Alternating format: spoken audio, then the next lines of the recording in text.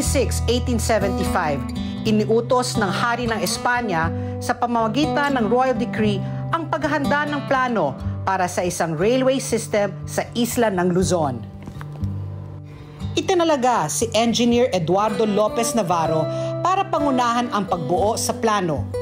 Ang pagtatayo sa Manila-Dagupan Railway na may habang 196 kilometers ay pinangunahan ng isang British company. Sinimulan ang pagtatayo nito noong July 21, 1887 sa Tondo sa pangunguna ni Governor General Emilio Terrero. Noong November 23, 1892, binuksan ang kauna-unahang railway system sa Pilipinas mula Maynila patungong Dagupan.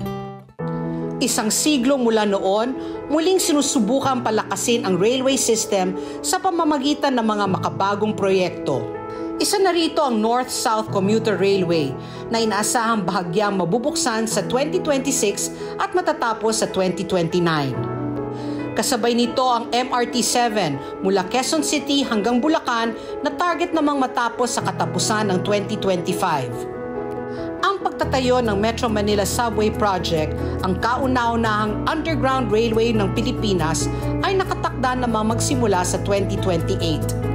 Sa Mindanao naman, umaasa ang marami sa Mindanao Railway Project na may target na partial operation sa 2029. Sa kabila ng mga target dates, may mga proyektong nalalagay sa alanganin.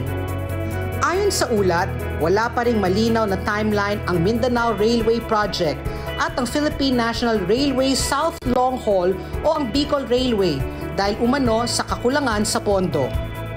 Ang tanong, sa tuloy-tuloy na pagtakbo ng panahon, makakasabay pa ba ang ating railway system? Ano sa palagay nyo?